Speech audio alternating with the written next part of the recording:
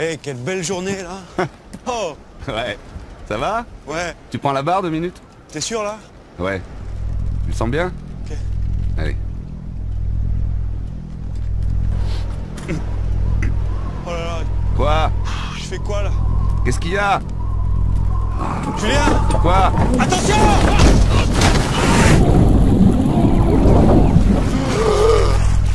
Julien!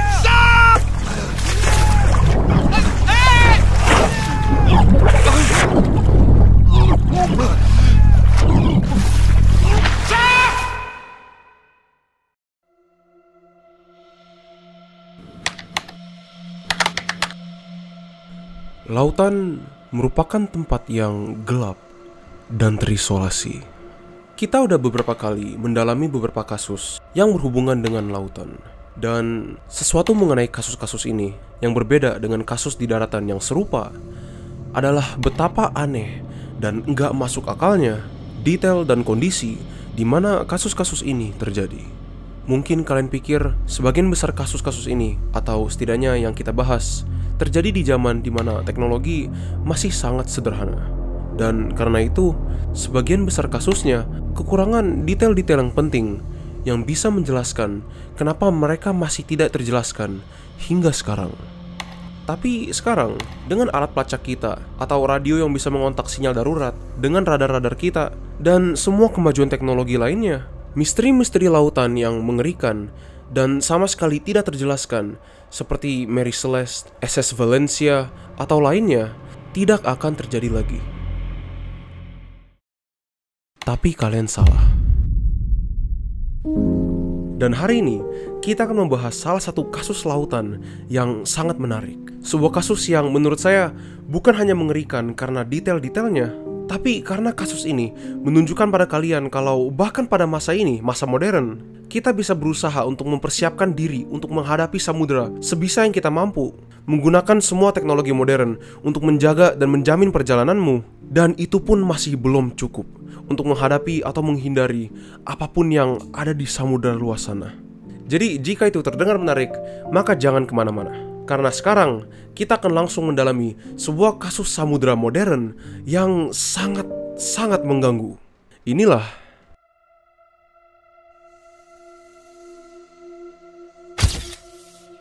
insiden KAZ-2. Pada tahun 2007, di tanggal 15 April, 3 orang berangkat dari pantai Arley yang terletak di daerah Queensland di Australia menuju sebuah kota lain yang bernama Townsville. Mereka menaiki sebuah kapal pesiar pribadi atau yacht yang bernama KAZ-2 untuk sebuah pelayaran rekreasional. 3 orang ini terdiri dari Derek Batten yang berumur 56 tahun dan 2 orang saudara yang bernama Peter dan James Tunstead, dan keduanya berumur 69 tahun. Dan harusnya rencana mereka hanya untuk berlayar selama beberapa hari. Meskipun ketiganya enggak punya pengalaman pelayaran profesional, skipper atau kapten dari kapalnya, yaitu si Derek Batten, sebelumnya pernah mengikuti sebuah kursus pelayaran. Dan dia sendiri pernah menggunakan KAZ-2 ini untuk melakukan sebuah pelayaran jangka panjang. Sebuah pelayaran yang mengelilingi sebuah pulau yang bernama Whitsunday, dan juga berlayar ke sekitar daerah Outer Reef atau karang luar. Jadi setidaknya si Derek Batten punya sedikit pengalaman dalam mengemudi kapal yang ini. Selain itu, seandainya ada apapun yang terjadi, kapal KAZ-2 ini dilengkapi dengan banyak peralatan perangkat darurat, bersama dengan pelampung, GPS global, dan radio VHF yang bisa mereka gunakan untuk berkomunikasi dengan kapal-kapal di sekitar mereka secara langsung seandainya mereka perlu bantuan. Dan selama hari pertama mereka berlayar, semuanya tampak baik-baik aja. Tapi pertanda kalau ada sesuatu yang salah terjadi 3 hari setelah mereka berangkat, di mana pada tanggal 18 April, sebuah helikopter yang sedang terbang melewati Great Barrier Reef melihat sebuah kapal pesiar pribadi yang tampaknya sedang mengambang tanpa arah. Kru helikopter ini kemudian melaporkan apa yang mereka lihat kepada pihak otoritas maritim Australia, dan mereka berhasil mengidentifikasikan kapal pesiar ini sebagai kapal KAZ-2. Mereka pikir bahwa ada sebuah kemungkinan kalau kru atau awak kapal KAZ-2 sedang mengalami sedikit masalah. Setelah laporan dibuat, pihak AUS-AR atau Australian Search and Rescue segera meluncurkan sebuah upaya pencarian dan langsung mengirim Angkatan Laut Australia untuk pergi dan mencari mereka. Ini adalah sebuah poin yang harusnya saya lebih tekankan ketika saya sedang merekam videonya. Tapi apa menurut kalian agak sedikit aneh kalau mereka hanya melihat sebuah kapal pesiar mengambang di tengah-tengah lautan yang harusnya nggak terlalu aneh. Tapi entah kenapa respons pertama mereka adalah untuk mengirim angkatan lautan Australia untuk mencari mereka. Itu menurut saya agak berlebihan, tapi saya juga nggak tahu apa-apa tentang prosedurnya atau gimana pun. Cuman agak aneh aja menurut saya. Pada hari itu juga, di sekitar waktu yang sama, Bowen, sebuah kota pesisir pantai yang terletak di daerah dekat dengan di mana kapal CAS-2 terakhir kali dilihat, meluncurkan sebuah operasi pencarian sepanjang pesisir pantai yang menjalar ke pulau-pulau terdekat mereka. Mereka bahkan sampai menggunakan dan mengirim sebuah pesawat yang dilengkapi dengan teknologi IMR atau infrared untuk nge-scan sebagian besar lautan, terumbu karang, dan banyak pulau-pulau kecil yang ada di daerah tersebut. Dan kalau menurut kalian ini upaya yang sangat besar hanya untuk laporan kalau sebuah perahu mengambang di tengah lautan tanpa arah, mereka tidak berhenti di situ.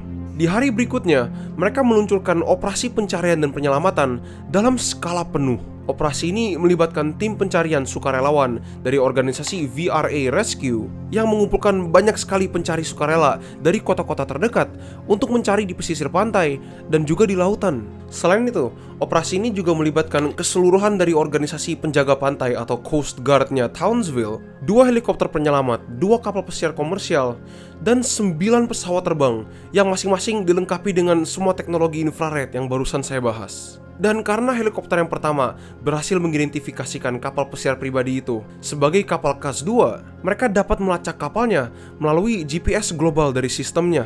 Dan meskipun data dari GPS-nya sendiri nggak membuat mereka langsung menemukan kapalnya, dari data-data itu mereka dapat mengambil sebuah detail penting, yaitu kapal CAS-2 mulai mengapung tanpa arah pada tanggal 15 April, yang mensugestikan kalau apapun yang terjadi pada kru kapalnya terjadi di hari yang sama ketika mereka berangkat. Dan selain itu, data yang mereka ambil dari GPS-nya juga sangat membantu untuk memperkecil wilayah pencarian mereka.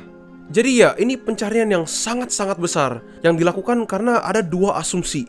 Asumsi yang pertama adalah sesuatu yang sangat buruk terjadi pada kru CAS-2, dan asumsi yang kedua adalah kalau mereka cepat, mereka mungkin bisa menyelamatkan krunya. Dan setelah hari itu, pada tanggal 20 April, setelah upaya pencarian yang sangat-sangat besar, pada akhirnya mereka berhasil menemukan kapal CAS-2 mengapung tanpa arah di sekitar daerah Great Barrier Reef. Namun setelah mereka menaiki kapalnya, mereka melihat-lihat di sekeliling kapalnya dan menyadari kalau ketiga krunya, Derek Batten, James, dan Peter Tunstead, semuanya telah menghilang dari kapal. Yang sangat aneh, tapi apa yang lebih aneh lagi adalah kondisi kapal CAS-2.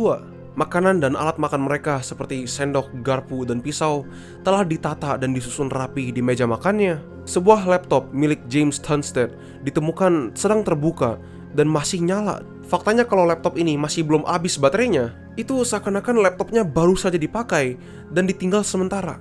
Bahkan meskipun orang bilang kapalnya mengapung tanpa arah, mesin kapalnya masih nyala, tapi menyala dalam keadaan neutral. Dan semua peralatan perangkat keamanan darurat mereka masih berfungsi, namun nggak pernah sekalipun digunakan.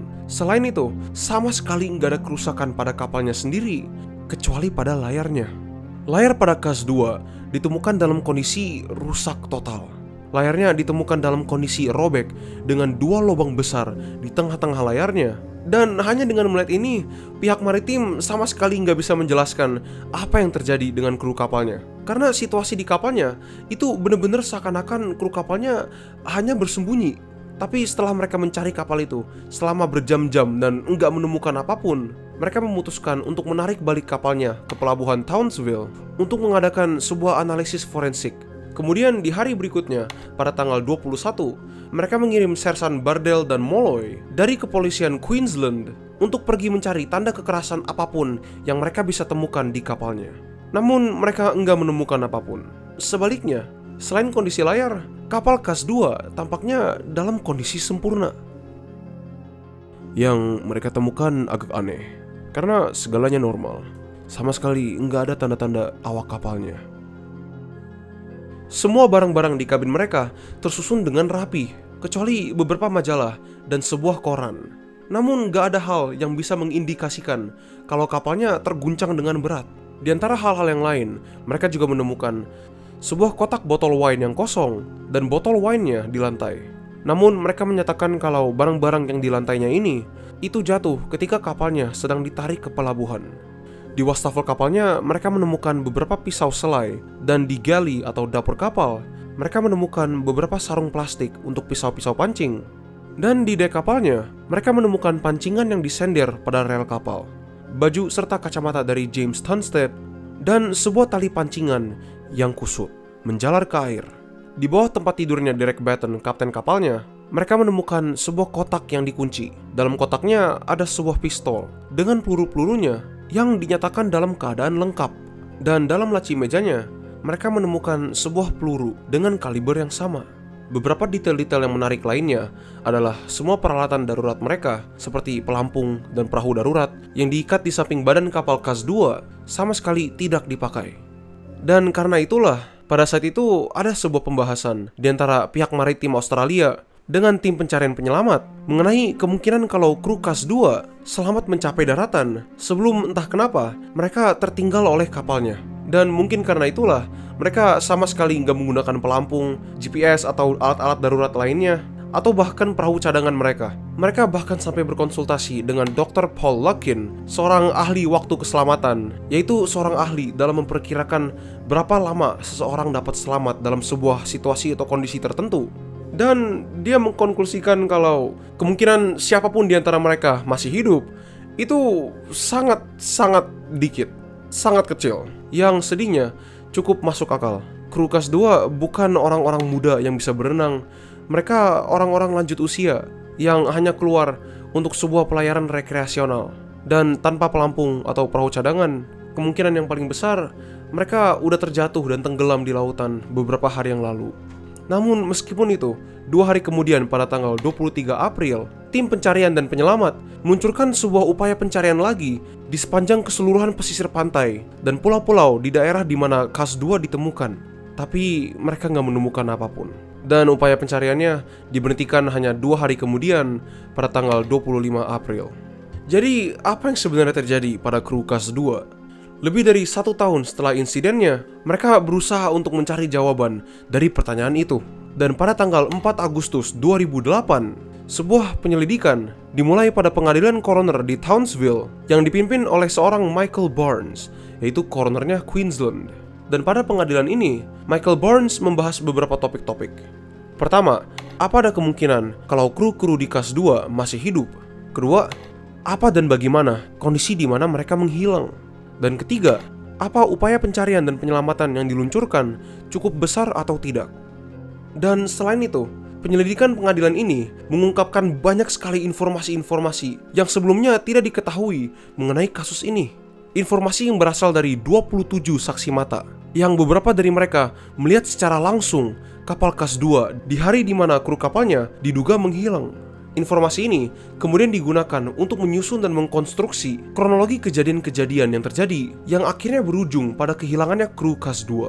Di antara saksi-saksi matanya terdapat Jennifer Batten, istri dari Derek Batten, kapten kapalnya, Sersan Paul Molloy yang kalau kalian ingat merupakan satu dari beberapa orang yang dikirim untuk melakukan analisis forensik pada kapalnya KAS-2, Graham Douglas, yaitu pemilik dari kapal KAS-2 sebelum dia jual ke Derek Batten, dan masih banyak lagi.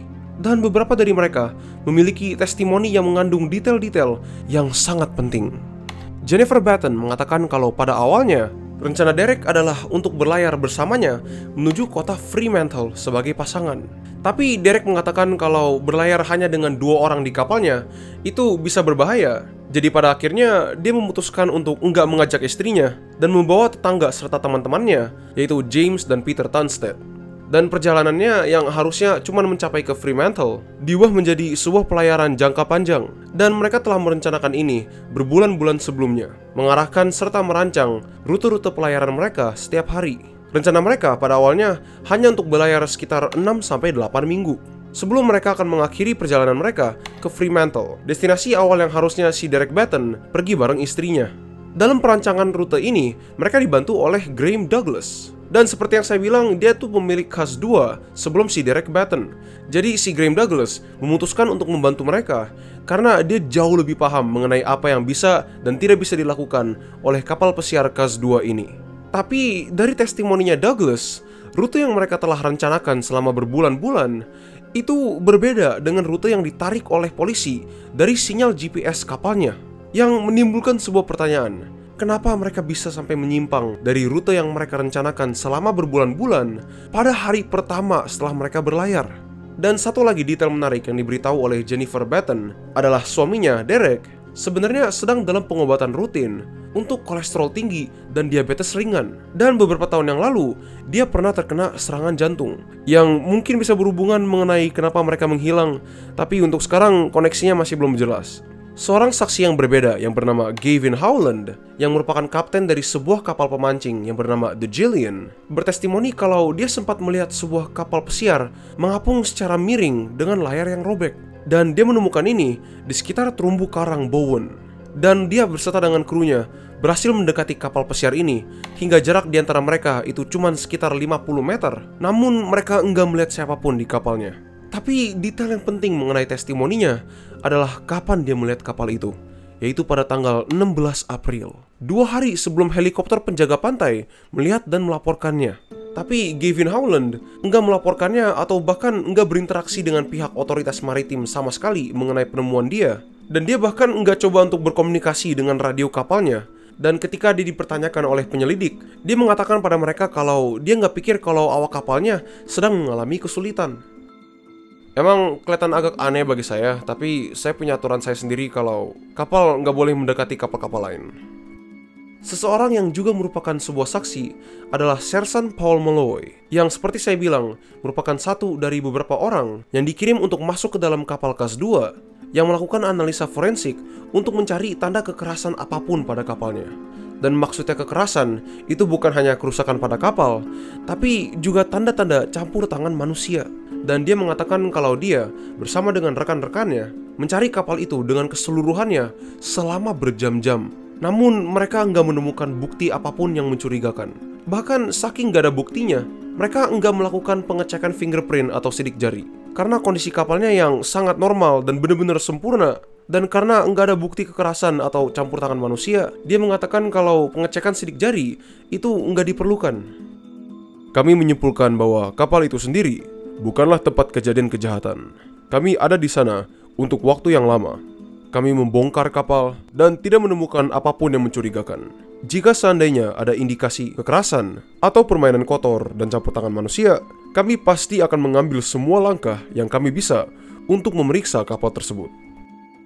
Dan itulah merupakan beberapa testimoni-testimoni yang diberikan para saksi di hari tersebut. Dan meskipun pada awalnya mungkin kalian pikir kalau testimoni-testimoni ini menarik, tapi mereka nggak mengandung informasi yang kita belum ketahui. Nah, di hari itu, mereka bukan hanya memanggil saksi mata, tapi juga mempersembahkan sebuah barang bukti yang sangat penting mengenai penyelesaian kasus ini. Apa kalian ingat ketika mereka pertama kali menemukan kapal Kas 2 dan mengirim beberapa orang untuk menaiki kapalnya dan ngecek situasi dan kondisi kapalnya sebelum kapalnya ditarik balik ke pelabuhan? Di antara barang-barang yang mereka lihat, seperti kabin dan dapur yang masih rapi, pisau selai yang setengah tercuci di wastafel, baju dan kacamata yang terlipat di dek kapal, mereka juga menemukan sebuah laptop. Lebih tepatnya, laptopnya James Tunstall dalam keadaan terbuka dan masih menyala. Di hari itu, polisi mengambil laptopnya James Tunstall untuk melakukan sebuah investigasi. Dan setelah investigasi ini, mereka berhasil mengungkapkan video-video yang direkam oleh kru tersebut di hari terakhirnya sebelum mereka semua menghilang. Dan mereka menggunakan informasi pada video-video itu untuk membantu mereka dalam pencarian ketiga orang tersebut. Mereka masih nggak menemukan apapun, tapi faktanya kalau video ini telah ditemukan hampir setahun yang lalu dan hanya sekarang baru dilepaskan ke publik, itu agak aneh menurut saya. Dan sebelumnya mohon maaf, tapi sesuatu yang sangat-sangat disayangkan adalah video ini sulit banget buat dicari.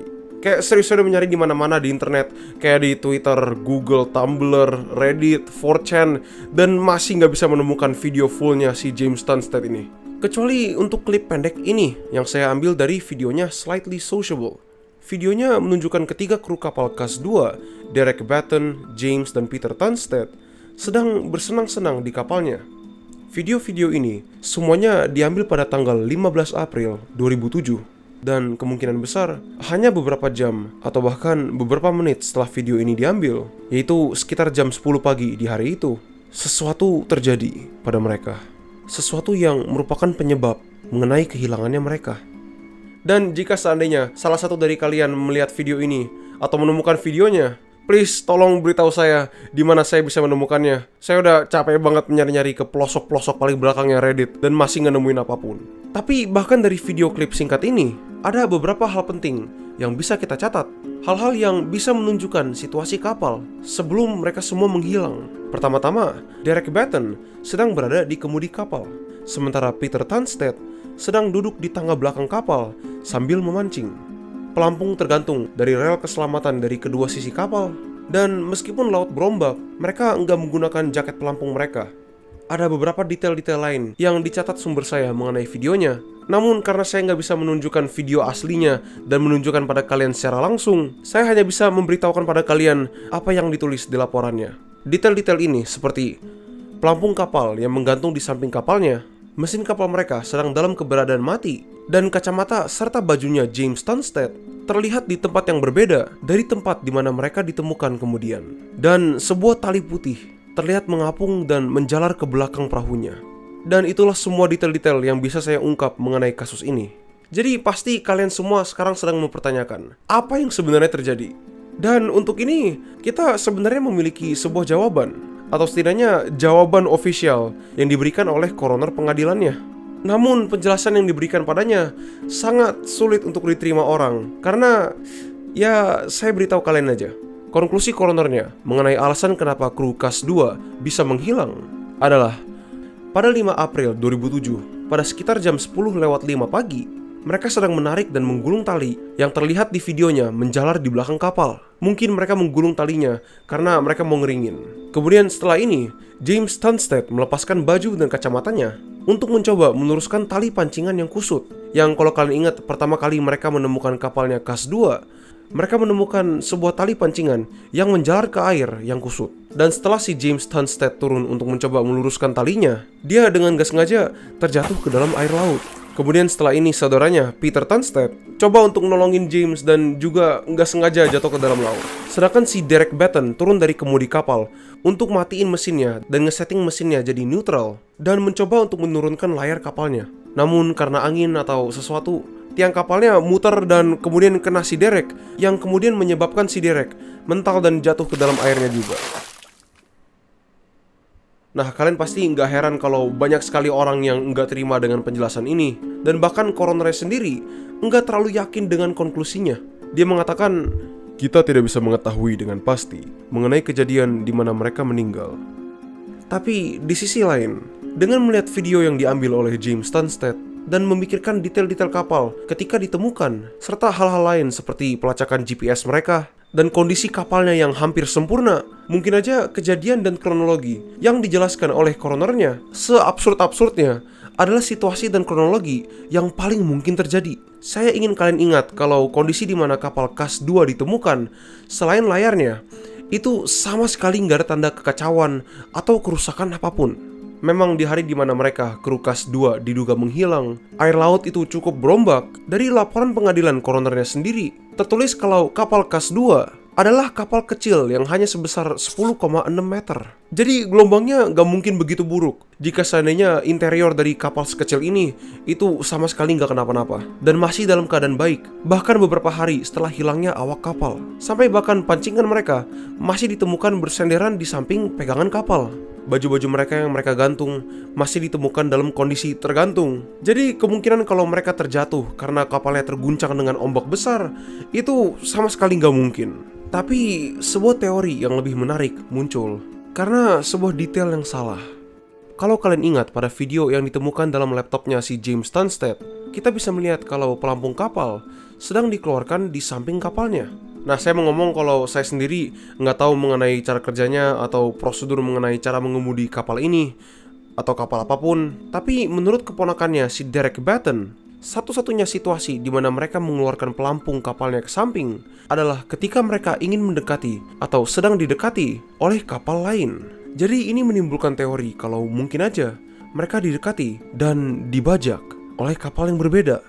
Namun teori ini juga kurang, karena faktanya banyak perahu-perahu kecil seperti KAS 2 yang mengeluarkan pelampung kapalnya ke samping di setiap saat.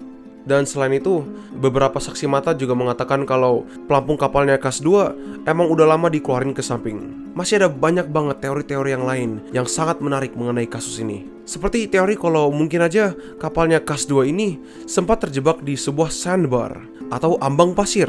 Dan ketika mereka bertiga turun untuk mendorong kapalnya mungkin terbawa ombak dan meninggalkan mereka. Atau mungkin teori kalau mereka semua sempat berlabuh ke sebuah pulau kecil dan mereka memutuskan untuk turun dari kapalnya. Dan ketika mereka sedang bersantai di pantainya, mungkin salah satu dari mereka enggak sengaja terbawa arus ketarik ke dalam samudera. Dan kedua yang lainnya mencoba untuk menyelamatkannya, tapi gagal dan akhir-akhirnya mereka bertiga tenggelam. Tapi semua teori itu, semuanya enggak mungkin ada yang benar. Kenapa? Karena mereka bertentangan secara langsung dengan data GPS yang diambil dari kapal KAS 2. Sepertinya beberapa orang lupa kalau kita sebenarnya tahu lokasi di mana KAS 2 berada di waktu di mana orang-orang yang menghilang, yaitu benar-benar di tengah-tengah lautan. Jadi seabsurd-absurdnya teorinya si Coroner, jujur menurut saya itulah senario yang paling mungkin. Dan sampai sekarang masih belum ada orang yang bisa menjelaskan atau bahkan mengusulkan sebuah teori yang menurut saya lebih baik dan lebih masuk akal untuk menjelaskan mengenai kenapa krunya dari KAS 2 bisa menghilang. Dan dengan itu, saya ingin berterima kasih pada kalian semua yang telah menonton sampai sini. Saya harap kalian menikmati video ini karena jujur, pada awalnya saya sekilas melihat kasus mengenai KAS 2 ini dan pikir, oh ini cuma Mary Celeste tapi di zaman modern. Tanpa mengetahui kalau di zaman modern itu sendiri, itu merubah banyak banget detail-detail mengenai kasusnya. Dari cara kita menyimpan informasi dan cara kita menyimpan detail dengan jauh lebih rinci dibandingkan dengan kasus-kasus yang terjadi sekitar 200 atau 300 tahun yang lalu. Satu detail lagi yang ingin saya tambahin, kalau kalian nonton video saya mengenai Mary Celeste, kalian akan tahu kalau sama seperti KAS 2, Mary Celeste juga ditemukan dalam kondisi yang sempurna, kecuali layarnya. Jadi, itu agak aneh menurut saya. Kenapa kedua kapal ini yang kasusnya hampir serupa, dua-duanya mengalami kerusakan di bagian kapal yang sama persis.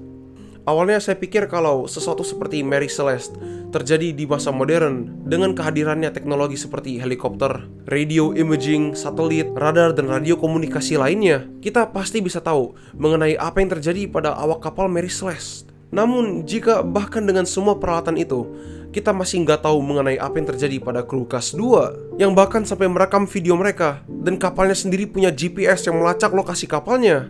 Mungkin keberadaan teknologi dan mungkin perkembangan kita sebagai manusia itu sama sekali nggak ada efeknya kepada mautnya lautan.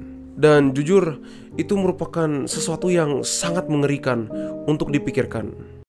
Satu hal yang pengen saya ngomong sebelum saya nge-end videonya, saya mau berterima kasih pada Ibanez Afif dan Jian Chok 4221 atas donasinya di video terakhir saya. Serius, saya nggak nyangka, ini saya benar-benar berterima kasih banget pada kalian berdua.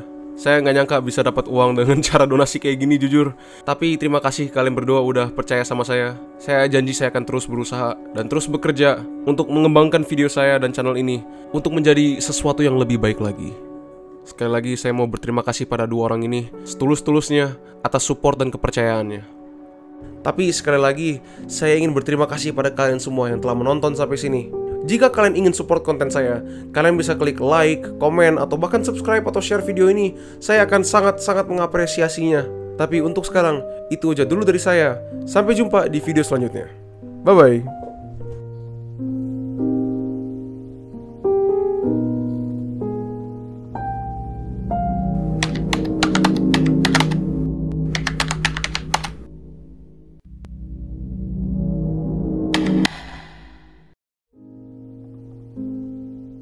Operasi ini melibatkan tim pencarian sukarelawan dari organisasi ASR. Oh fuck no, VRA. ASR. Fuck.